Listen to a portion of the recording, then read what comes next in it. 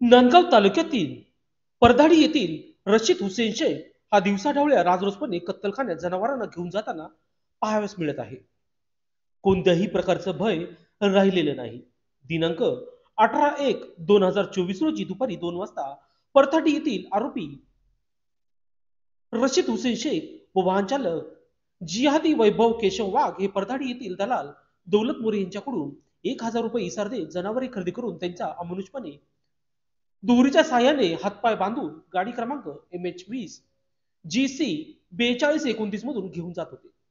बुलढाणा येथील काही गाय भरून पुढे देवगाव तालुका वैजापूर येथील आरोपी याला पोहोचण्यासाठी घेऊन चालले होते। आरोपी यांच्याकडून माहिती समोर येताच परधाडी व नांदगाव येथील हिंदुत्ववादी बजरंग दलाच्या कार्यकर्त्यांनी गाडी ताब्यात घेऊन नांदगाव पोलीस ठाण्याला पाचारण करून नांदगाव पोलीस ठाण्यात गाडी जमा केली आहे। लोकशास्त्र न्यूजसाठी विशेष प्रतिनिधी नांदगाव केशव वाघ। हां बरं, कुठून भरली? घाटापासून भरली याच्यातून परधडीतून। हां, कुठे घेऊन चालला होता? देवगावला। कोणाकडे? ते चौकुलीवर यायला लावलं होतं, ते फोन करून येणार। पण नाव गाव काय?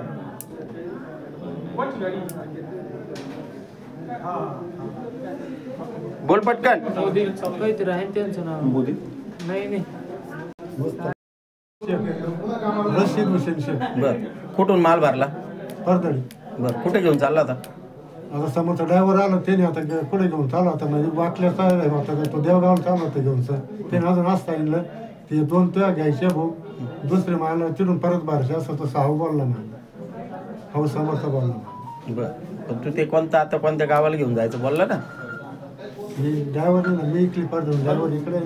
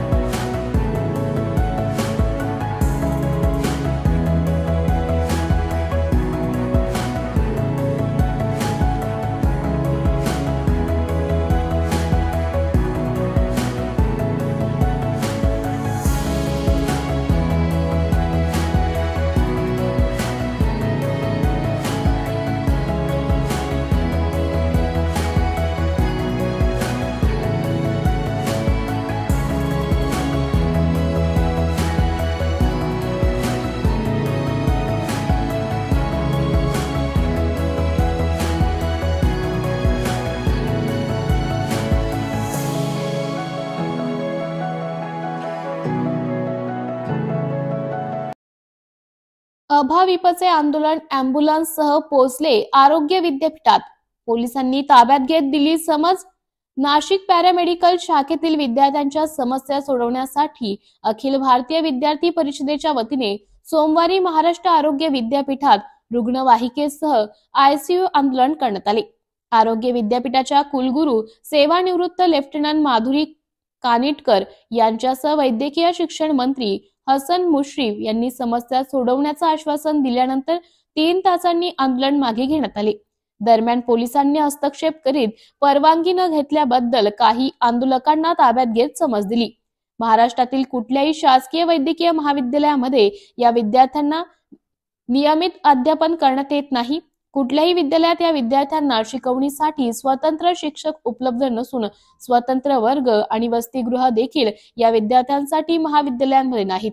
हा अभ्यासक्रम व्यावसायिक अभ्यासक्रमांच्या यादीत समाविष्ट न करण्यात आल्याने कुठलीही शिष्यवृत्ती किंवा मुलींना मोफत शिक्षणाची योजना या विद्यार्थ्यांच्या बाबतीत लागू होत नाही।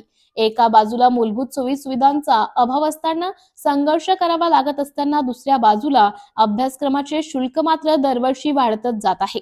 त्याचा निषेधार्थ हे आंदोलन करण्यात आले। या आंदोलनात अभाविपचे पश्चिम महाराष्ट्र प्रदेश मंत्री अथर्व कुलकर्णी, प्रदेश सहमंत्री ओम मांजुलकर व मेघा शिरगावे, महानगर सहमंत्री यश गुरव, व्यंकटेश अवसरकर, पियुषा हिंगमिरे, अक्षता देशपांडे, महेंद्र भोये, अक्षय भांडलकर आदी उपस्थित होते। BBS न्यूज या राज्यस्तरावरील 24 तास चॅनलसाठी खालील पदावर काम करणाऱ्या उत्साही, अनुभवी आणि शिकाऊ व्यक्तींची आवश्यकता आहे। तसेच राज्यात सर्वत्र जिल्हावार प्रतिनिधी, कॅमेरामन, मार्केटिंग एक्झिक्युटिव्ह नेमणे आहे. पदाचे नाव रिपोर्टर, कॅमेरामन, उपसंपादक, कॉपी एडिटर, व्हिडिओ एडिटर, निवेदिका, व्हॉइस ओव्हर आर्टिस्ट. त्वरित खालील नंबरवर संपर्क करा. श्री भरत गोसावी, संचालक, 98 227 85 037. श्री सतीश रुपवते, संचालक, 83 297 62 302. श्री बंटी आढाव, संचालक, 89 561 99 139. येवलेतील सौर ऊर्जा प्रकल्पाला ग्रामस्थांचा विरोध. नांदेडच्या हदगाव तालुक्यातील येवली या गावात सौर ऊर्जा प्रकल्प होणार आहे. मात्र येवलेतील गावकऱ्यांनी या प्रकल्पाला विरोध केला आहे. येवली गावालगत असलेल्या 22 एकरवर हा प्रोजेक्ट होणार अशी माहिती आहे. परंतु ज्या जागेवर हा प्रोजेक्ट होत आहे त्या जागेवर बसवेश्वराचे प्राचीन मंदिर असून या मंदिराला तीर्थक्षेत्राचा दर्जा आहे. श्रावण महिन्यात येथे मोठी यात्रा भरते. निसर्गरम्य असलेल्या या ठिकाणी सौर ऊर्जा प्रोजेक्ट होत असल्याने या प्रोजेक्टला येवली येथील गावकऱ्यांनी विरोध केला आहे. हा बसवेश्वर हा आमचा जज्जवली देवस्थान आहे. या परिसरामध्ये काही दिवसापूर्वी मिलिटरीला जमीन देण्याचं सरकारनं ठरवलं होतं. ते आमच्या गावचे B.K. राऊत साहेबाला, तर त्यांनी ही जमीन स्वीकारली नाही. येत्या एका काळामध्ये एका शेतकऱ्याने नांगर धरला होता. तर ते नांगर धरल्यानंतर त्यांनी ते संध्याकाळवर ते जगू शकला नाही. असं हे आमच्या इथल्या देवाचं हे आहे. आम्ही येवली येथील रहिवासी असून आमच्या गावातलं हे देवस्थान जे आहे ते फार पुरातन काळातलं आणि छत्रपती शिवाजी महाराजाच्या अगोदरच्या काळातलं हे मंदिर आहे. त्याच्या या घंट्यावर फसलीमधल्या काही तारखा आहेत इथल्या. आणि इथले जे झाडं किंवा इथलं निसर्गरम्य वातावरण आहे ते हजारो वर्षापूर्वीचे झाडं आहेत. आता हे जर सगळी कटाई होऊन जर या ठिकाणी जर सगळं साम्राज्य तुमच्या या लोखंडाचं जर होत असेल तर या आमच्या धार्मिक स्थळाचं हे एक प्रकारचं उद्ध्वस्त केल्यासारखं होणार आहे. तरी शासन जरी करत असेल तर आम्ही इथली जनता किंवा या पंचक्रोशीतले हे जे आमचे 10 गावं जे आहे हे इथलं होऊ देणार नाहीत. इथं काही जरी वातावरण झालं तरी फार इथं वेगळ्या पद्धतीनं मग आम्हाला विरोध करावा लागेल. तसं तर कोर्टामध्ये जायचा सगळ्या आमच्या जनतेचा, आमच्या गावकरी मंडळीचा आणि परिसरातल्या लोकांचा प्रयत्न चालू आहे. भोवतालच्या सगळ्या गावातल्या ग्रामसभेचे पूर्ण ठराव घेऊन आम्ही कलेक्टर साहेबाला विनंती करणार आहोत की करू नका म्हणून हात जोडून. आणि विनंती करूनही जर हे जर होत असेल तर मग आता रस्त्यावर उतरण्याची तयारी आमची सगळ्याचीच आहे. आता येतो आमची येवली असो, आमच्या येथे पारवा असो, टाकळा असो, कांडली असो, हे पिंपळगाव असो, वायफना असो, राजवाडी असो, घोगरी असो, पाळण्यामध्ये लहान लेकरंसुद्धा राहत नाहीत. इथला ज्यावेळेस उत्सव होतात आमच्या इथं या ठिकाणी बसवजन्म होतो, या ठिकाणी बार्शीला यात्रा भरते आणि श्रावण महिन्यामध्ये दर सोमवारी येतं हजारोच्या संख्येनं येतं लहान लेकरासहित लोक येतात, येऊन दर्शन घेतल्याशिवाय जात नाहीत. एवढं धार्मिक स्थळ आहे. आणि मागच्या काळामध्ये आमच्या आमदार साहेबांनी, माधवराव पाटलांनी येतं धार्मिक स्थळामध्ये सुद्धा ते काय पर्यटकामध्ये आमच्या येवलीचं नाव आलेलं आहे येतं पर्यटक स्थळ म्हणून. अरे त्याला निधी तर द्यायला कोणी तयारच नाही. मात्र आता मला सांगा तुम्ही, आता हे उद्ध्वस्त करायचं मागं शासन लागलं तर ही गोष्ट चांगली नाही. बरं, काही काळामध्ये मागच्या याच्यामध्ये आमच्यातल्या सरपंचाच्या खटपटीमुळं बिचाऱ्याने खूप येतं निधी आणून येतं काय गट्टू फिटू मधात मंदिरात परिसरामध्ये काय मधातला. पण बाहेरला जे परिसर आहे येतं तळं आहे, येतं निसर्गरम्य वातावरण आहे, बाहेरगावचे शाळेतले लोकांच्या सहली येतात लेकरायच्या. आणि एवढाले झाडं त्याच्या आयुष्यात पाहायला न भेटले असतील असे झाडं येतात. एवढं जर नष्ट करून जर कलेक्टर साहेब जर जिद्दी न करत असतील, काही चुका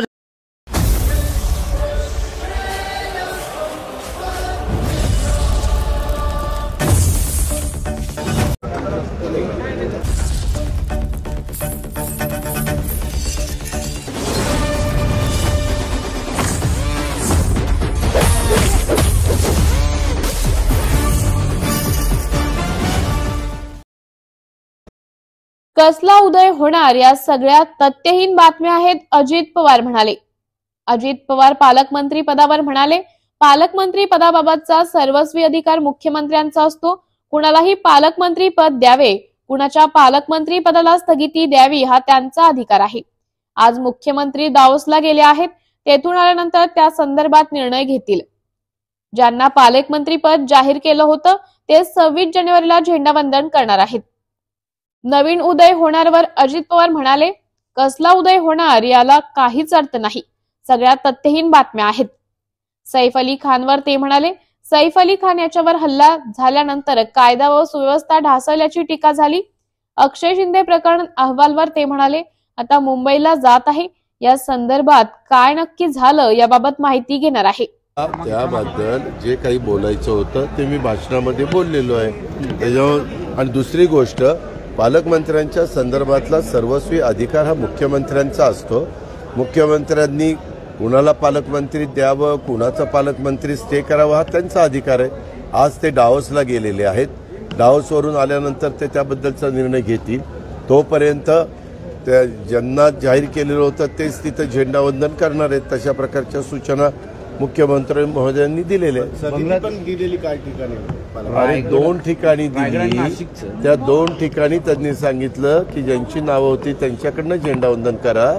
मी आल्यानंतर त्या संदर्भातली चर्चा करतो. हा सर्वस्वी कुठलं खातं द्यायचं, कुठलं पालकमंत्रीपद द्यायचं, कुठलं त्या ठिकाणी कुणाला मंत्रिमंडळात घ्यायचा हा सर्वस्वी अधिकार तोही पत्रकार मित्रांना माहिती आहे की हा मुख्यमंत्र्यांचा असतो.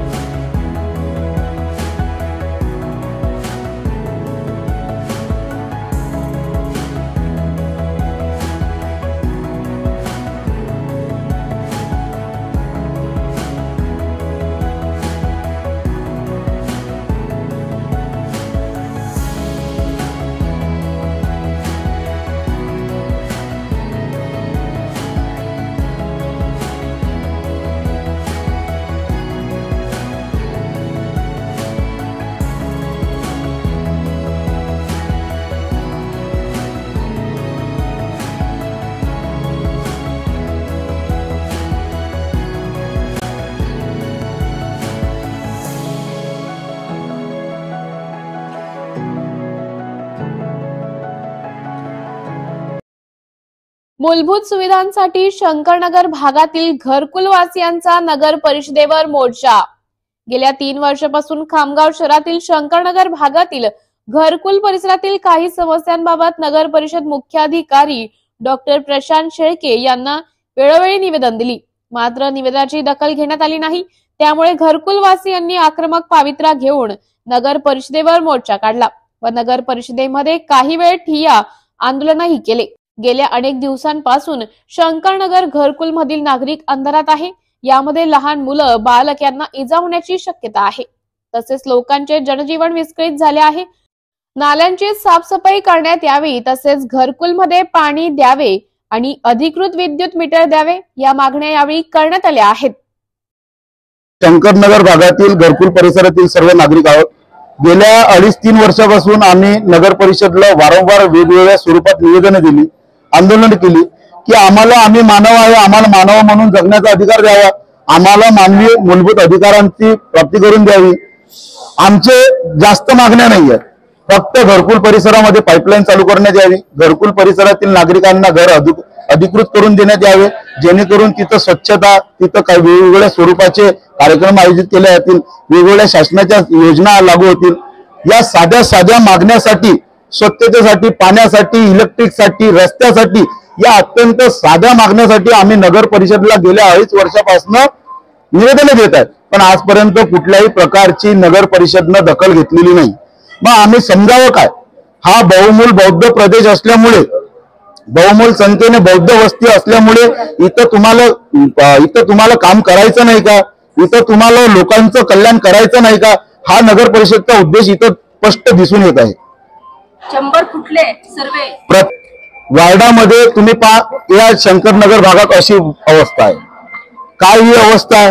ही अशी अवस्था आहे, लेकरं लहान खेळायला जाऊ शकत नाही, कटीदार दगड बाहेर आलेले आहेत. हे प्रत्येक गोष्टी हे 5 चेंबर, या अशा प्रकारचे चेंबर आहेत. मग स्वच्छ भारत हा शंकरनगर सोडून आहे का? स्वच्छ भारत मध्ये शंकरनगर येतात का? येत्या 10-15 वर्षापासून तिथं लोक वास्तव्यात आहेत. 10-15 वर्षापासून त्या लोकांच्या नावावर आजपर्यंतही घरकुल झालेलं नाहीये. BBS न्यूज या राज्यस्तरावरील 24 तास चॅनलसाठी खालील पदावर काम करणाऱ्या उत्साही, अनुभवी आणि शिकाऊ व्यक्तींची आवश्यकता आहे. तसेच राज्यात सर्वत्र जिल्हावार प्रतिनिधी, कॅमेरामन, मार्केटिंग एक्झिक्युटिव्ह नेमणे आहे.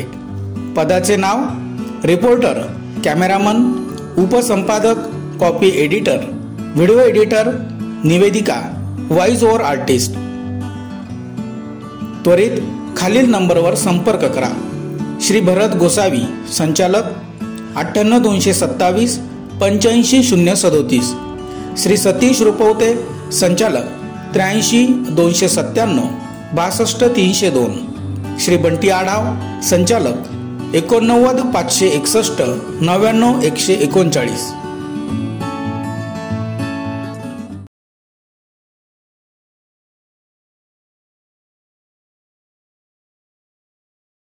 वेकोली सीजीएम कार्यालयासमोर सेवानिवृत्त कर्मचाऱ्यांचे धरणे आंदोलन. सेवानिवृत्त कोळसा खाण कामगार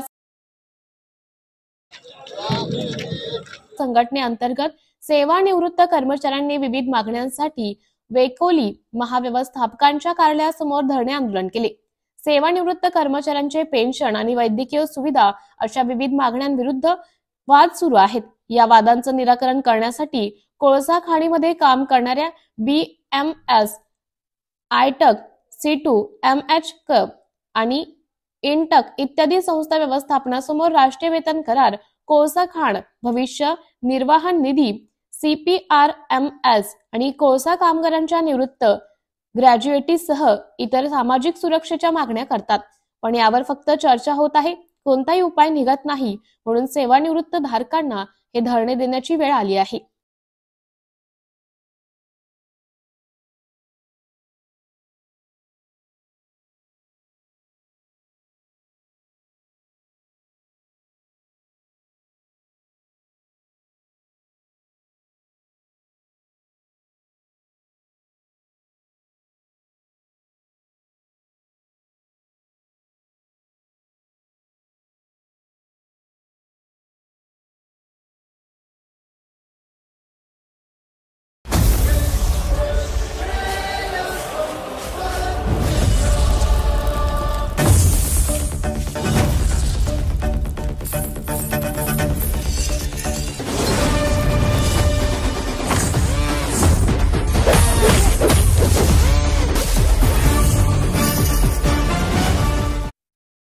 कुंभमेळा म्हणजे काय रे भाऊ?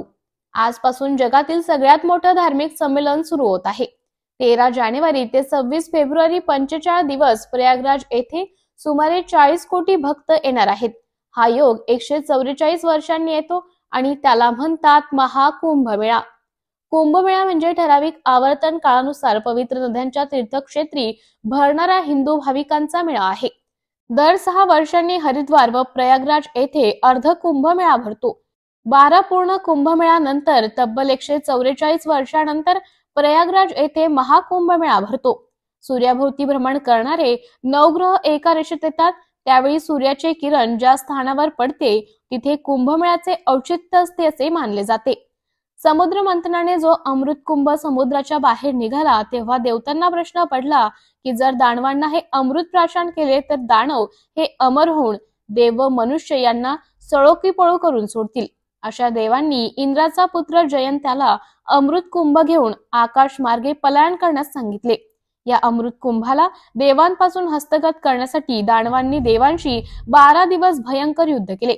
या युद्ध काळी अमृत कुंभामधून 4 थेंब पृथ्वीवर, 4 थेंब स्वर्गात तर 4 थेंब नरकात पडले. पृथ्वीवर अमृताचे थेंब हरिद्वार, प्रयाग, उज्जैन व त्र्यंबकेश्वर या 4 ठिकाणी पडले. म्हणून तिथे अमृत कुंभमेळा साजरा केला जातो. चंद्राने कलशामधून अमृत सांडताना वाचवले. सूर्याने कलश अमृत फुटू दिले नाही व बृहस्पतीने राक्षसांपासून रक्षण केले. म्हणून जेव्हा सूर्य, चंद्र व गुरु कुंभ राशीत प्रवेश करतात तेव्हा कुंभमेळा भरतो.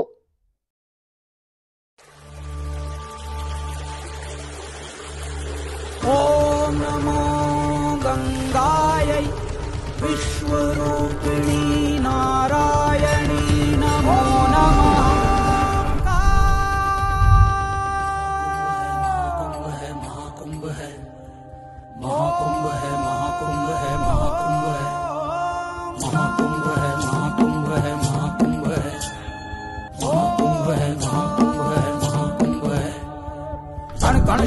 शंभु शंभु है महाकुंभ है, महाकुंभ है, महाकुंभ है, महाकुंभ है। धाम त्रिवेणी शंभु शंभु है महाकुंभ है, महाकुंभ है, महाकुंभ है, महाकुंभ है। महाकुंभ है, महाकुंभ है, महाकुंभ है, महाकुंभ है, महाकुंभ है, महाकुंभ है, महाकुंभ है। कण कण शिव शिव शंभु शंभु है महाकुंभ है।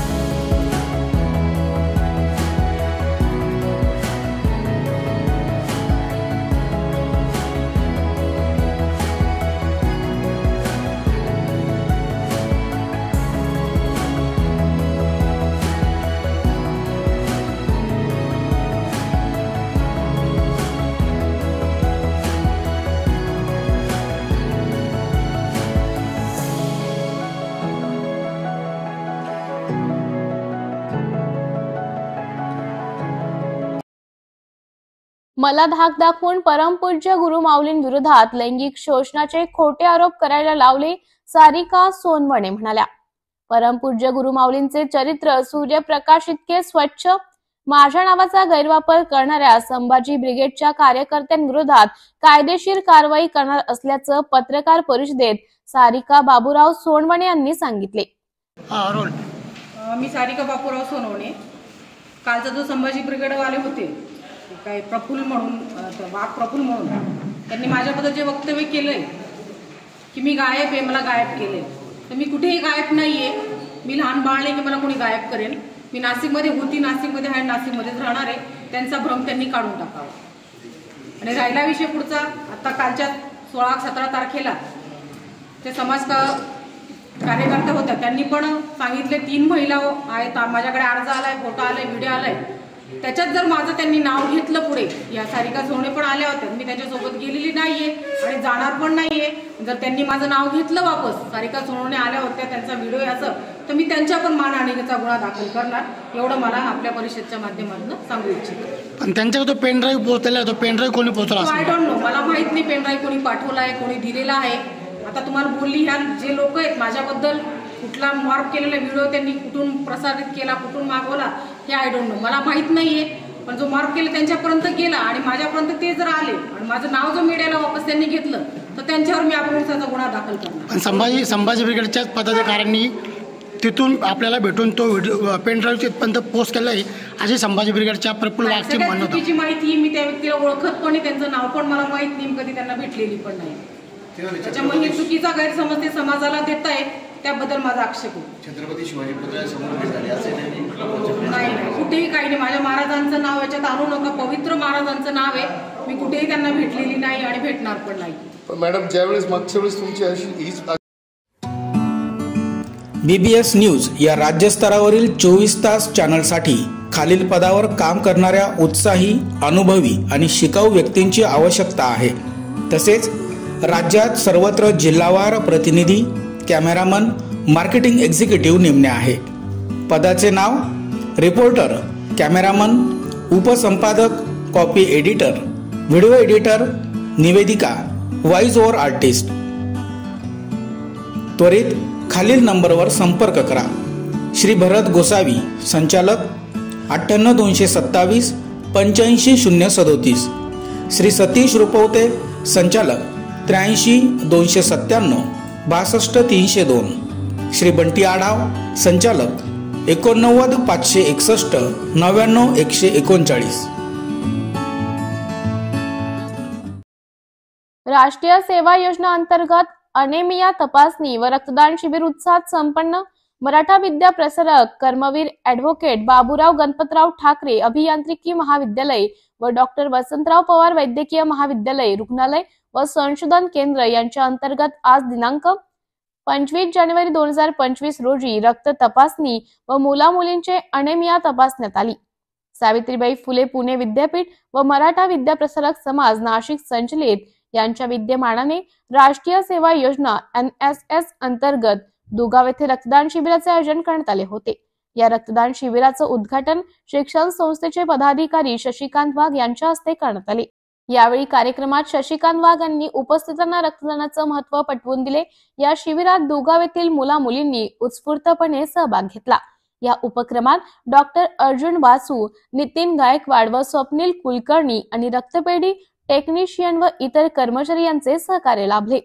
शिक्षकांसह शिक्षक व इतर कर्मचारी यांचाही सहभाग होता. शिबिरा आयोजनासाठी मविप्र समाजाचे सरचिटणीस ॲडव्होकेट नितीन ठाकरे व संचालक मंडळ यांच्या मार्गदर्शनाने दुगाव नाशिक येथे राष्ट्रीय सेवा योजनेचे अंतर्गत 7 दिवसाचे निवासी शिबिर आयोजन करण्यात आले. या शिबिरासाठी शिबिराचं आयोजन NSS चे अधिकारी प्राचार्य YB चौधरी यांच्या मार्गदर्शनाखाली करण्यात आले. नमस्कार, माझं नाव शशिकांत काशीनाथ वाघ, शालेय शिक्षण समिती सदस्य. तसेच आज मराठा विद्या प्रसारक समाज यांच्या वतीने संस्कार शिबिर हा कॅम्प दुगाव येथे आलेला होता. त्या निमित्तानं मराठा विद्या प्रसारक समाज संस्थेचे शिक्षक चौधरी साहेब यांनी रक्तदान शिबिर आयोजित केले होते. त्या निमित्ताने मला प्रमुख पाहुणे म्हणून त्यांनी बोलवलं आणि त्यांनी सांगितलं का तुम्ही विद्यार्थ्यांना मार्गदर्शन करा. मित्रांनो, रक्तदान हे खरंच श्रेष्ठ दान आहे. रक्तदान हे अवश्य केले पाहिजे. जर आपल्या रक्तामुळे एखाद्याचा जीव वाचत असेल ते भाग्य आपल्याला मिळतं. तसेच आपल्यासाठी, आपल्या संरक्षणासाठी जे देशाच्या सीमेवर जे आपले सैनिक लढतात त्यांनाही रक्ताची गरज पडते. किंवा एखादा ॲक्सिडेंट झाला, त्या ॲक्सिडेंटमध्ये एखाद्याला नुकसान झालं, त्यांनाही रक्ताची गरज पडते. म्हणून मी तुम्हाला सूचित करतो, विनंती करतो की तुम्ही दरवर्षी रक्तदान करा ही मी विनंती करतो. आणि या माध्यमातून तुम्ही तुमच्या मित्रांना किंवा तुमच्या नातेवाईकांना सर्वांना सांगा आणि रक्तदान करा ही विनंती करतो. जय हिंद. सावित्रीबाई फुले पुणे यांच्या अंतर्गत आमचे महाविद्यालय कर्मवीर ॲडव्होकेट बाबूराव गणपतराव ठाकरे व मविप्रेचे डॉक्टर वसंत पवार मेडिकल कॉलेज यांच्या संयुक्त मानाने आम्ही इथं मुला आणि मुलींचं अनेमिया तपासणीचा कार्यक्रम घेत आहोत आणि त्याच्याबरोबर सोबत आम्ही रक्तदान शिबिर घेत आहोत. त्या रक्तदान शिबिरमध्ये आतापर्यंत सुरू झाल्यानंतर 10 ते बॅग झाले आणि 30 ते 20 मुलांचं आम्ही ज्या दुगाव गावातले जे राहणारे मुली आहेत त्यांचं जे अनेमिया म्हणजे तुमचं HB कमी झालं तर कुपोषित आहे का काय आहे, मग त्याच्यानंतर दुगाव इथले गाव डॉक्टर यांचे जे वाघ साहेब आहेत त्यांनी ते संशोधन पाहतील की किती विद्यार्थ्यांचं HB कमी आहे तर त्यांच्यासाठी पोषक आहार व त्यांच्यासाठी ते नियोजन करणार आहे. मुलांना आपण काय आवाहन करणार रक्तदान? रक्तदान ह्याच्यासाठी आवश्यक आहे की रक्तदान असं दान आहे की त्याचं कुठलाच धर्म, कुठली जात काहीच येत नाहीत. हा प्रत्येकाला गरज लागते की त्याचा कुठंच लिहिलेलं नसतं की ह्या जातीचा आहे, ह्या धर्माचा आहे. त्याच्यावर जीव हा खूप महत्वाचा आहे आणि जीव वाचवणे म्हणजे सर्वात मोठं दान आहे. त्या भविष्यातल्या सगळ्या युवा वर्गाने त्याच्यावर काम करायला पाहिजे आणि न घाबरता. आता समजा कसं आहे की मुलांनी कुठलाही राहू द्या, युवा वर्ग राहू द्या या वयस्कर राहू द्या, त्या वयोमानाची अट दिलेली आहे त्याच्या आत त्यांनी रक्तदान केलं तर नवीन रक्त तयार झालेलं असतं. जुनं केलं तर नवीन आलं की तसं ऑटोमॅटिक माणूस तरुण होत राहतो आणि त्याचे सगळे रोग वगैरे निघून जात राहतात. त्याच्यामुळे रक्तदान हे एक सर्वात महत्वाचं दान आहे. आपलं नाव सर?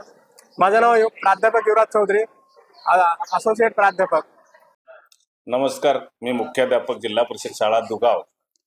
या शाळेच्या आवारामध्ये महात्मा MEPचा कॅम्प, NCNSचा कॅम्प आलेला आहे. गेल्या 5-7 दिवसापासून ते विद्यार्थी गटागटाने काम करत आहेत.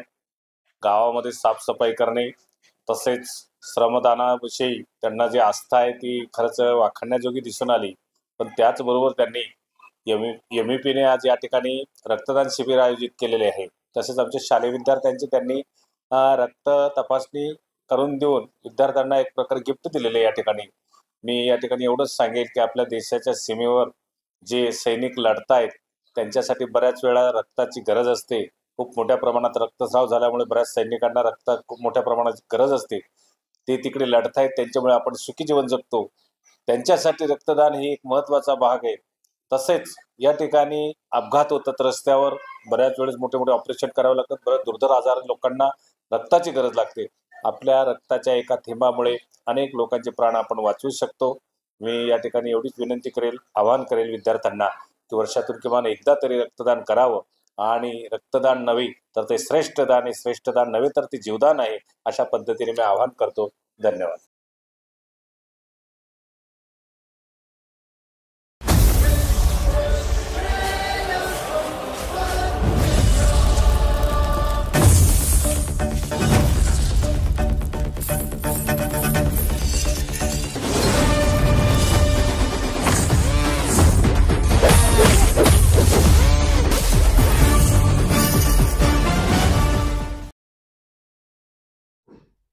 पालकमंत्री पद म्हणून नाही, जबाबदारी म्हणून बघा, अंबादास दानवेंचा संजय शिरसाटांना टोला. पालकमंत्री पद हे केवळ सत्ता वाटपासाठी नाही तर जबाबदारीने पार पाडायचे पद आहे, असं म्हणत विरोधी पक्षनेते अंबादास दानवे यांनी आमदार संजय शिरसाट यांच्यावर टीका केली आहे. हा जिल्ह्याचा नाही तर राजकीय हेतूने प्रेरित मुद्दा आहे. शिंदे मुख्यमंत्री असताना तटकरे पालकमंत्री होते, त्यामुळे हा वाद निरर्थक आहे. अक्षय शिंदे एन्काउंटर प्रकरणावर अंबादास दानवे म्हणाले, नराधमांना शिक्षा झालीच पाहिजे, पण अक्षय शिंदेचा एन्काउंटर आरोपींना वाचवण्यासाठी झाला. एन्काउंटर झाल्यावर संस्था चालकांना अटक झाली आणि सुटलेही, त्यामुळे संशय बळकावतोय.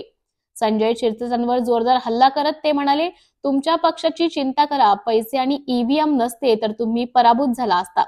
पश्चिम मतदारसंघाबाहेर कोण विचारतो ते लवकरच कळेल. शहरात सुट्टीच्या दिवशी राहतात, बाकी 5 दिवस बाहेर जातात. दलाली बदल्यांमध्ये व्यस्त असतात. रायगड सिंधुदुर्ग मधली बदल्यांमध्ये हात आहे. मुंबईत यांचे कोणते धंदे आहेत ते जनतेसमोर येईल अशी सडकाडून टीका त्यांनी केली आहे. सरकारवर टीका करत अंबादास दानवे म्हणाले, लाडकी बहीण योजना म्हणजे फक्त निवडणुकीच्या तोंडावर 1500 रुपयांची लाच होती. बांगलादेशी घुसखोरीला सरकारचा पाठिंबा. सिल्लोडमध्ये गैरप्रकार होत आहेत. संभाजीनगरचे पालकमंत्री झाल्यानंतर चांगलेच हवेत आलेले दिसत आहेत आणि ते फटकेबाजी करतायत. त्यात ते तुमच्यावर टीका करतात की माझ्या विरोधात जो उमेदवार दिला त्याची चिंता नव्हती, जो पैसे घेऊन उमेदवारी देतो त्याचीच वाटले आहे. मला असं वाटतं आपल्या आपल्या पक्षाची आपण चिंता करावी. तुमच्या तोंडाला आम्ही फेस आणला होता. तुम्ही जर पैशाचं आणि EVMचं राजकारण केलं नसतं तर तुम्ही मला असं वाटतं 5-25 हजारांनी पराभूत झाले असता. आणि मजबूत उमेदवार दिला, त्याचा राग त्यांच्या मनात होता. जो उमेदवार द्यावा असं त्यांना वाटत होतं, तो आता त्यांचा सेक्रेटरी झालेला आहे आणि त्याला आम्ही उमेदवारी द्यावी असं होतं. कारण हे सगळं मॅनेज होतं आधीपासून, आम्हाला माहिती होतं आम्ही काही कच्च्या गुरुचे चेले नाहीये. आणि म्हणून मजबूत उमेदवार दिला. निवडून येता येता तुमच्या तोंडाला फेस आला, म्हणून असे आरोप आता करतात. ते म्हणतात की त्यांना काहीतरी मातोश्रीवरून फोन आला, पक्ष त्यांचा, आणि विचारतात मला वगैरे वगैरे असं. मला एक सांगा, ही पागल आहे का कोणी? ज्या उमेदवाराविरुद्ध उमेदवार द्यायचा त्याला विचारून उमेदवारी दिली जाणार का? या सगळ्या गोष्टी कपोल कल्पित आहे. संजय शिरसाट फार राज्याचे नेते स्वतःला समजतात. मला असं वाटतं पश्चिमच्या बाहेर तरी त्यांना कोणी विचारतं का येणार का कळेल त्यांना. त्यांचा तर असा दावा आहे की मेळावे घ्यायचे घ्या, मात्र आमच्या नादाला लागायचं नाही, नादाला लागू नका, आमच्यातला शिवसैनिक जिवंत आहे. पालकमंत्री कसा असतो तुम्ही आता जिल्ह्याला दाखवून देता. काही दाखवणार नाही. तुमच्या मुंबईतल्या धंद्यात तुम्ही व्यस्त राहाल. तुमचे मुंबईतले काय काय धंदे आम्हाला सगळ्यांना चांगल्या पद्धतीनं माहिती आहे. तुम्हाला या सगळ्या गोष्टी करायच्या होत्या तर मागच्या याच्यात मतदारसंघाची काय स्थिती, दुरावस्थाच आहे ना तुमच्या मतदारसंघाची. आज सगळ्या भागामध्ये अनेक वेगवेगळे प्रश्न आहे, कुठे सोडवण्यासाठी. हे तर नॉन रेसिडेन्शियल संभाजीनगरकर आहेत. संजय शिरसाट म्हणजे नॉन रेसिडेन्शियल. मागच्या जवळपास 15 वर्षापासून ते 15 काय जास्त वर्ष झाले असतील संभाजीनगरामध्ये सुट्टीच्या दिवशी राहणार आहेत ते, बाकी 5 दिवस तर ते मुंबईतच राहतात. आणि काय विकासाचे काय दिवे लावणार आहे ते? त्यांचं अजून म्हणणं आहे की काही झालं तर मी 5 वर्ष पालकमंत्री राहणार. तुमच्या पक्षाचा विषय आहे. नुसतं पालकमंत्री पद म्हणून नका भाऊ, पालकमंत्री जबाबदारी म्हणून बघा, असं माझी त्यांना विनंती आणि सूचना दोन्ही पण आहे. तुम्ही जे उल्लेख केला की ते मुंबईमध्ये त्यांचे काय काय व्यवसाय आहेत, उद्योग आहेत, धंदे आहेत, सगळ्यांना माहिती आहे, तर ते आम्हा पत्रकारांना माहिती नाही. हे बा स्पष्ट सांगतो ना, बदल्या, याचं रिझर्वेशन उचलून दे, त्याचं रिझर्वेशन उचलून दे, दलाली धंदे यांचे अनेक प्रकरणातून स्पष्ट करून दाखवू ना. अनेक प्रकारे बदल्या, या कुठल्या त्यांचे पत्राचं रेकॉर्ड आहे माझ्याकडे. मुख्यमंत्री कार्यालयातून मी मागवलं होतं की रायगडच्या बदल्या करा, पालघरच्या बदल्या करा, सिंधुदुर्गच्या बदल्या. काय संबंध त्यांचा? हे संभाजीनगरचे राहणार आहे. संभाजीनगरला एखादी बदली सुचवली मुख्यमंत्री तर मी समजू शकतो. रायगड, सिंधुदुर्ग, पालघर, रत्नागिरी इकडच्या बदल्यांचे पत्र यांचे कित्येक लोकांचे, आणि ते पत्र आणि ते करून घेतलेले आहेत त्यांनी. असं पण नाही की नुसतं पत्र दिलं, स्वतः व्यक्तिगतरित्या करून घेतलेले. मग त्याचा सगळा कच्चा चिठ्ठा माझ्याकडे जमा आहे. बदल्यांची दलाली करतात संजय शिरसाट असा आरोप आहे. मला सांगा ना, सिंधुदुर्गच्या कधी बदली करायचा संजय शिरसाटांचा काय? हा, संभाजीनगरात एखादा आला पाहिजे किंवा आला नाही पाहिजे असं मी समजू शकतो. सिंधुदुर्गशी काय घेणं, रायगडशी काय घेणं, पालघरशी काय घेणं, असे अनेक विषय, असे अनेक पत्र त्यांनी दिलेले आहे सीएम ऑफिसला. सीएम ऑफिस मधून ते पत्र पब्लिश झालेले. मी एकदा सगळी यादी मागवली होती मागच्या काळात, त्यात सगळ्यात जास्त पत्र तर यांचे. हे कशासाठी देतात?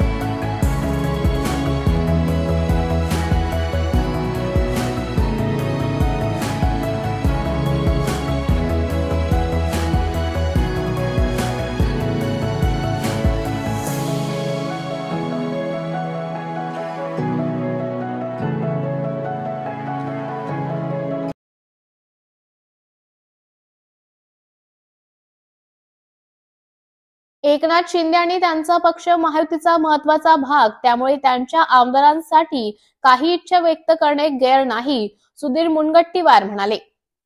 एकनाथ शिंदे आणि त्यांचा पक्ष महायुतीचा महत्वाचा भाग आहे, त्यामुळे त्यांच्या आमदारांसाठी काही इच्छा व्यक्त करणे गैर नाही, असं मत भाजपचे नेते सुधीर मुनगंटीवार यांनी व्यक्त केले. मुख्यमंत्री सध्या दावोस दौऱ्यावर असून ते परत आल्यानंतर यावर निर्णय घेतला जाईल असंही ते म्हणाले. पालकमंत्री पदावरून नाराजी नसल्याचं ते म्हणाले. कोणतीही इच्छा व्यक्त करणे म्हणजे नाराजी नाही, हे कपोकल्पित चित्र तयार करणे योग्य नाही, असे मुनगंटीवार यांनी सांगितले. पंकजा मुंडे यांनी बीडच्या विकासासाठी इच्छा व्यक्त केली असेल, पण त्यावर चुकीचा अर्थ काढू नये. विजय वडेट्टीवार यांना त्यांनी टोला लावलाय. वाघांची संख्या नैसर्गिकरित्या वाढतच जाते. मी वनमंत्री असताना 112 वाघ होते, आता 600हून अधिक आहेत. वाघांचे मृत्यू वाढले असले तरी रेस्क्यू ऑपरेशन तपासावे लागेल.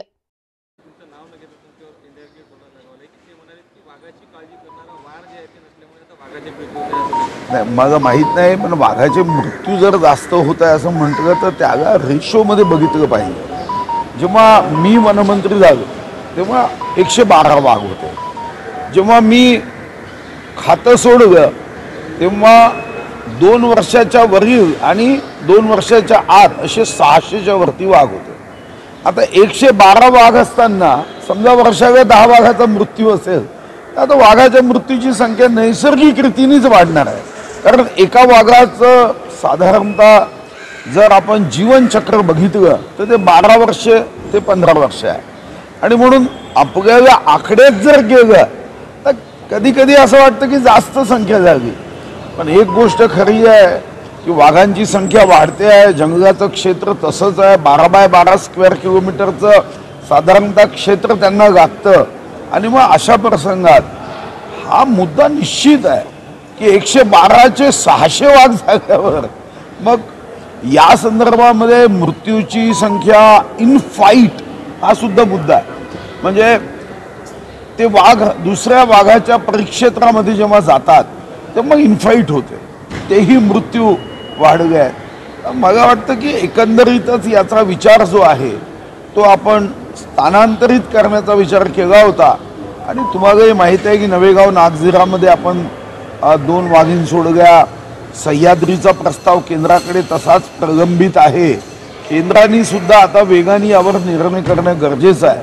आपण मधात ओरिसाला वाघीण दिल्या. सध्या तर आपल्या सरकारचं धोरण आहे वाघ पाहिजे का वाघ, आणि म्हणून मग देशामध्ये ज्या राज्यांना वाघ हवे आहे त्यांना आपण देतो. मधात राजस्थानमधूनही 4 वाघिणीची मागणी आली होती.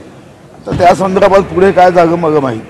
सर, बोगस पीक विमा किंवा अर्जामुळे 1 रुपया पीक विमा समिती बंद करावा अशी पीक विमा समितीच्या अध्यक्षांनी मागणी केली आहे, काय सांगाल? नाही, 1 रुपयाच्या पीक विम्याने बोगस पीक विमा येतं असं म्हणणं काही योग्य नाही. साधारणतः शेतकऱ्यांचे 1551 कोटी रुपयाचा पीक विमा आपण भरतो.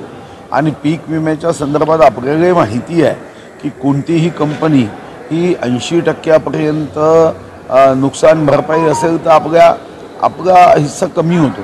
पण 110-120% नंतर तर सारेच पैसे आपण देतो आणि अर्धा हिस्सा आहे. मला वाटतं की शेतकऱ्यांना खरं तर आज आवश्यकता आहे मिशन जय किसानची. मी तुम्हाला विश्वासाने सांगतो की या क्षेत्राकडे जर आपण गंभीरकडे लक्ष दिलं नाही आणि शेतकऱ्यांच्या मुलांनी शेती करणं हे जर सोडून दिलं तर तुम्हाला सोनं इम्पोर्ट करण्यासाठी जेवढे पैसे लागत आहेत ना त्याच्यापेक्षा 10,000 पट अन्न धान्य इम्पोर्ट करण्यासाठी लागतील. तुम्हाला सोनं इम्पोर्ट करणं महत्त्वाचं नाही, अन्नधान्य इम्पोर्ट करणं म्हणजे पूर्णपणे आपण नापास झालो असा त्याचा अर्थ होईल. आणि म्हणून या अगोदर आपण बघितलं आपल्याला मिलो आणावा लागला.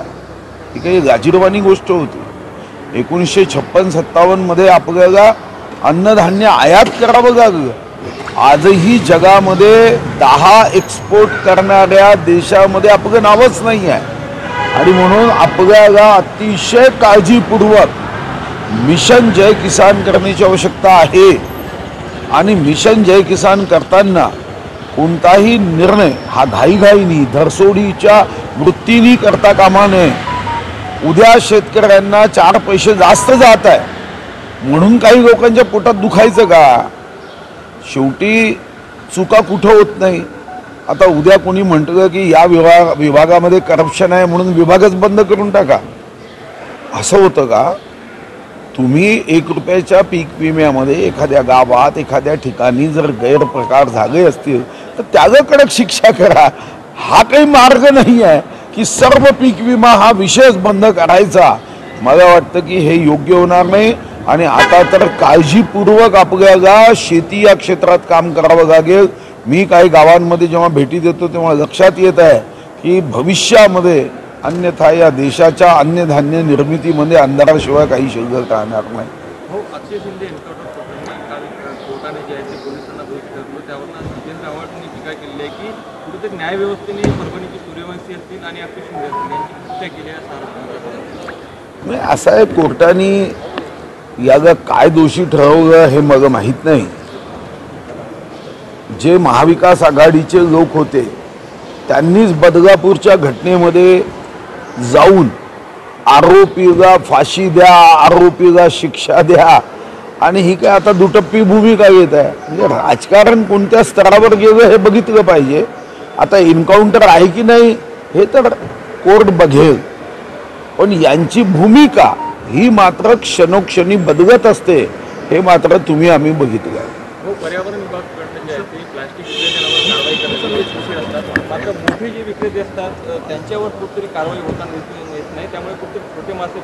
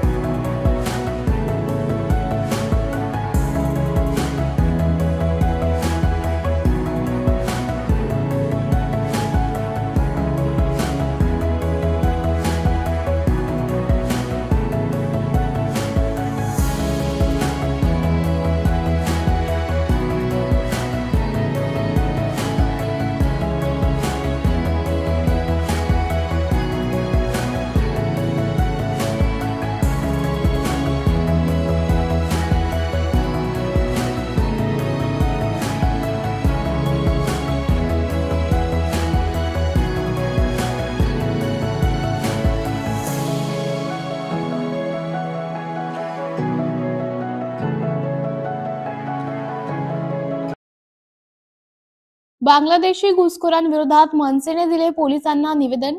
भिवंडी तालुक्यातील सरवली, कोंडगाव, पिंपळास, रांजुली गावाच्या हद्दीत असलेल्या औद्योगिक पट्ट्यात असणाऱ्या कंपनी तसेच गोडाऊन मध्ये बेकायदेशीरपणे काम करणाऱ्या बांगलादेशी घुसखोरांविरोधात कारवाई करण्याची मागणी महाराष्ट्र नवनिर्वाचित विद्यार्थी सेनेचे जिल्हा अध्यक्ष परेश चौधरी यांनी कोंडगाव पोलीस स्टेशनचे वोपोनी मस्के यांना भेटून निवेदन दिले.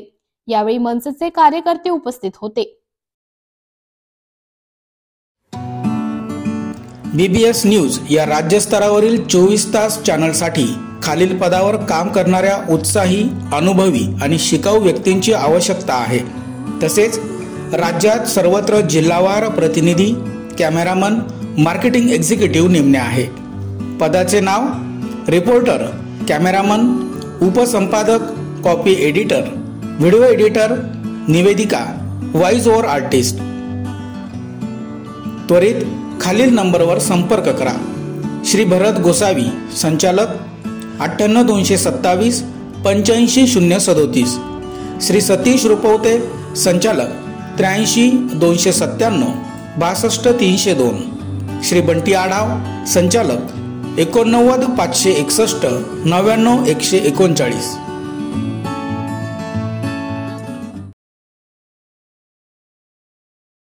शक्तीपीठ महामार्गासाठी यवतमाळ जिल्ह्यातील शेतकरी एकवटले. विदर्भ व मराठवाड्यात होणाऱ्या शक्तीपीठ महामार्गासाठी यवतमाळ जिल्ह्यातील शेतकरी एकवटले. कळंब, यवतमाळ, घाटंजी, आर्णी आणि महागाव या 5 तालुक्यातील 4000 शेतकऱ्यांकडून 2500 हेक्टर शेती शक्तीपीठ महामार्गासाठी संपादित करण्यात येणार आहे. यवतमाळ जिल्ह्यातील शेतकऱ्यांचं शक्तीपीठाला समर्थन असून यासाठी शेतकऱ्यांनी आंदोलन केले आहे. शक्तीपीठ महामार्ग झाल्यास विकासाला चालना मिळेल अशी अपेक्षा आहे. काही लोक विरोध करीत आहेत, परंतु लवकरच काम सुरू करण्यात यावे, अन्यथा आंदोलन करण्याचा इशारा शेतकऱ्यांनी दिला आहे. सर्व शेतकरी समर्थनार्थ आहेत, परंतु काही राजकीय दोषापोटी विरोधाभास निर्माण करण्याचं जे चित्र निर्माण करण्यात येत आहे ही अतिशय चुकीची बाब असून कुठल्याही प्रकारचा अलाइनमेंट चेंज न करता शक्तीपीठ महामार्ग हा सरकारने पूर्णत्वास न्यावा असं आज रोजी यवतमाळ जिल्हा कृती समितीतर्फे सरकारला विनंती करण्यात येत आहे.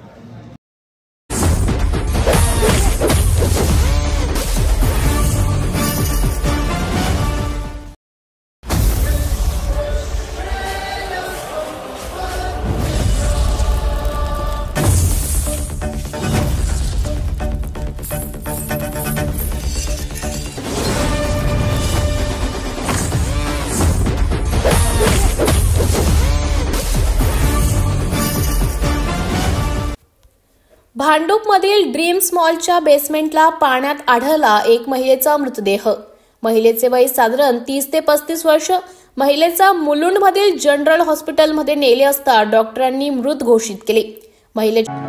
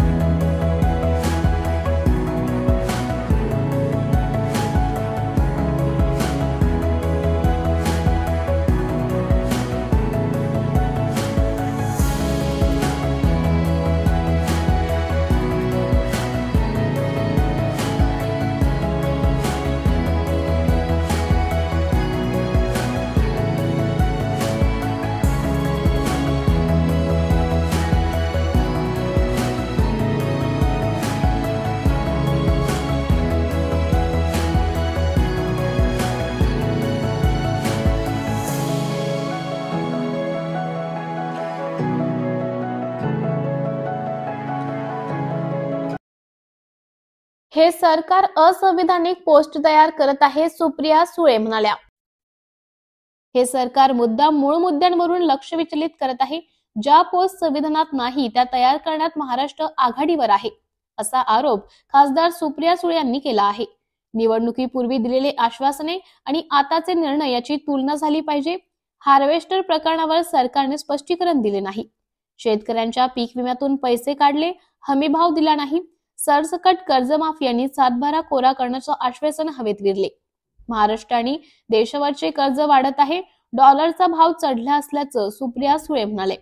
कुटुंब बहिष्कार प्रकरणावर ते म्हणाले, एड्सचा अनेक कारणांमुळे होतो. अफवा पसरू नका, योग्य उपचार द्या. अशा मानसिकता मोडून काढण्याची गरज नसल्याचं त्या म्हणाल्या. पालकमंत्री पदावरून टीका करत सुप्रिया सुळे म्हणाल्या, मी पॉलिसी मेकर आहे. लोकप्रतिनिधींना कोणतेही काम करावे लागते. सरकार आल्यापासून मंत्रीपद आणि पालकमंत्री यावर चर्चा सुरू आहे, पण राज्यासमोर मोठी आव्हाने आहेत. सरकार मूळ मुद्द्यावरून भरकटण्यासाठी हे मुद्दाम करत असल्याचं ते म्हणाले. शिवसेना नाराजी आणि बीड पालकमंत्री प्रकरणावर सुप्रिया सुळे म्हणाले, माझे राजकारण वेगळे आहे. मी भूतकाळात रमत नाही, वास्तव्यात जगते.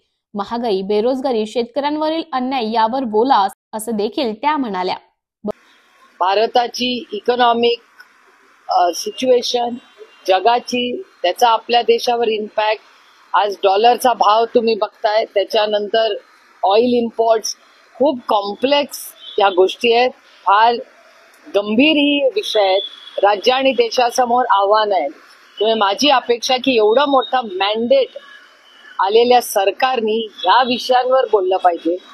आणि मी स्वतः पार्लमेंटवर गेल्यावर हे बजेट सेशन असणार आहे, हे सगळे विषय आम्ही फार गांभीर्याने चर्चा या सगळ्या विषयांवर सरकारकडे मागणार आहे. पालकमंत्री एक कुटुंब आहे, त्यांना बहिष्कार केलेला आहे. त्या मुलीला एड्स झाल्याची अफवा पसरवण्यात आली होती आणि त्यामुळे आता त्या कुटुंबांनी, पोलिसांनी अधिकाऱ्यांवर गुन्हा दाखल केलेला आहे, म्हणजे मागणी केलेली आहे. तशी कलेक्टर ऑफिसला तक्रार केलेली. आरोग्य विभाग आणि पोलिसांनी पसरवलं. माझं म्हणणं आहे, एक तर अफवा काय, एखादा आजार असेल तर त्याला ट्रीटमेंट दिली पाहिजे. त्याच्यात अफवा आणि असं कशासाठी, कशाला कुणाला कॉर्नर कव्हर करावं कुठल्याही आजाराबद्दल. आणि एड्स हा अनेक वेगवेगळ्या कारणांमुळे होतो आणि त्याच्यात उलट आपण अशा लोकांना आधार दिला पाहिजे, त्यांच्याबरोबर उभं राहायला पाहिजे. पुणे जिल्ह्यामध्ये एक शाळा अशी आहे, इथे सगळ्या ज्या मुलांना एड्स आहे किंवा अशा बॅकग्राऊंडची सगळी मुलं एकत्र शिकतात, त्यांना राज्य पुरस्कार दिलेला आहे. मी गेले अनेक वर्ष चव्हाण सेंटरच्या माध्यमातून त्या शाळेबरोबर काम करते. त्याच्यामुळे ही जी मानसिकता आहे, ही मानसिकता आपण सगळ्यांनी मिळून मोडून काढली पाहिजे. त्यामुळे एड्स जरी झालं असलं किंवा नसलं, अनेक पेशंट आज जगामध्ये आहेत ज्यांना एड्स झालेला आहे. त्याच्यामुळे ह्या खूप गांभीर्याने आणि अतिशय संवेदनशीलपणे आपण अशी सगळ्यांनी विषय हाताळले पाहिजे. काही पालकमंत्री पदावरून वाद सुरू आहे, मुख्यमंत्र्यांमध्ये नाराजी पाहायला मिळते. मुख्यमंत्री दावोसला गेले, यादी जाहीर करूनच ते दावोसला गेले की का? तुम्हाला खरं सांगू, मी माझं काम खूप गांभीर्याने, मी पॉलिसी मेकर आणि आपल्यावर लोकप्रतिनिधीला पडेल ते काम, आम्ही सेवक आहोत या देशाचे. या देशात एक चांगला पॉलिसी करून बदल घडवण्यासाठी आहे. तुम्हाला सांगू, मला एक गेले 2 महिने झालं हे सरकार आलं, एवढा मोठा मॅन्डेट त्यांना मिळालाय. मग मंत्रीपद, मग डिपार्टमेंट, मग पालकमंत्री. मला खरं सांगू, मला उभं आलाय या विषयाचं. ऍक्च्युली मला उभं आलं की ज्या विषयात तुम्ही कामाला लागलं पाहिजे. आज महाराष्ट्राची आर्थिक परिस्थिती काय आहे, महाराष्ट्राच्या शेतकऱ्यांच्या शिक्षणाच्या बाबतीत किती गंभीर प्रश्न, आव्हानं या राज्य आणि देशासमोर, याच्यावर चर्चाच होत नाही. मला कधी कधी वाटतं हे मुद्दाम करतायत का, की मूळ मुद्दे किंवा लोकांनी आम्हाला कशासाठी निवडून दिले, आपापसात भांडण्या करण्यासाठी नाही, तुमच्या आयुष्यात एक चांगला बदल घडवण्यासाठी. त्यामुळे मला विचाराल तर मला खरंच या विषयांचा उभं घालाय, तर मला हे प्रश्न विचारू नका. बाकी पॉलिसी लेवलचं काही असेल, मी काही उत्तर द्यायला तयार आहे. तर कोण, कुठला पालकमंत्री, कुठला डिपार्टमेंट, रुसवे फुगवे, प्लीज यार, ही काय घरची स्टोरी नाही, देशाची आणि राज्याची सेवा आहे. Let's get serious. रायगड आणि नाशिकमध्ये जे पालकमंत्री नियुक्त केलेले होते त्याला सुद्धा लगेच 24 तासाच्या आत स्थगिती देण्यात आलेली आहे. आणि दुसरं म्हणजे सहपालकमंत्री, हे जे काही आता नवीन धोरण आहे ते सुद्धा आलेलं आहे. तर नेमकं काय, त्याचा काय उपयोग आहे किंवा काय नेमकं? हे सरकार नुसतं अनकॉन्स्टिट्युशनल पोस्ट तयार करण्यामध्ये अगदी मला वाटतं संपूर्ण देशात सगळ्यात पुढं महाराष्ट्र असेल या बाबतीत. अनकॉन्स्टिट्यूशन म्हणजे ज्या पोस्ट आपल्या संविधानातच नाही अशा पोस्ट देण्यामध्ये आपला राज्य कदाचित एक नंबरला असेल देशात. मंत्र्यांची नाराजी दूर करण्यासाठी हे दिलं जाते सहपालकमंत्री पद. तुम्हाला सांगू कसली नाराजी, एवढं मोठं मॅन्डेट तुम्हाला दिले, सेवा सोडून बाकी सगळं चाललंय हो राज्यात. हे किती अस्वस्थ करणार आहे. पॉलिसीवर का चर्चा होत नाही? पॉलिसीवर वाद झाले असते ना तर मला आनंद झाला असता, हरकत नाही, लोकशाही आहे, पण पॉलिसीवर वादच होत नाहीये, पॉलिसीवर चर्चाच होत नाही. 2 महिने झाले या सरकारने येऊन कुठली मोठी पॉलिसी केली? काल तर मला एक धक्कादायक गोष्ट वर्तमानपत्रात आलेली आहे, कालच्या इंडियन एक्सप्रेस मध्ये आलेली आहे की हेच सरकार होतं आधी, ह्याच सरकारने मागच्या सरकारची स्पोर्ट्स पॉलिसीमध्ये एक टेंडर कॅन्सल केलं. हेच सरकार मागच्या सरकारचं टेंडर, आता मागचेच पण यांचंच सरकार होतं ना 2.5 वर्ष, त्या 2.5 वर्षाच्या सरकारचं टेंडर यांनी कॅन्सल केलंय. आता हे किती चिंताजनक आहे. का टेंडर कॅन्सल केलंय याची इन्क्वायरी झाली पाहिजे. हार्वेस्टर मध्ये कोणी पैसे काढले याची इन्क्वायरी झाली पाहिजे. मी माननीय मुख्यमंत्री याची वाट बघते, मी जाऊन त्यांची गाठ घेणार आहे की बाबा हे तुमचंच आधी सरकार होतं.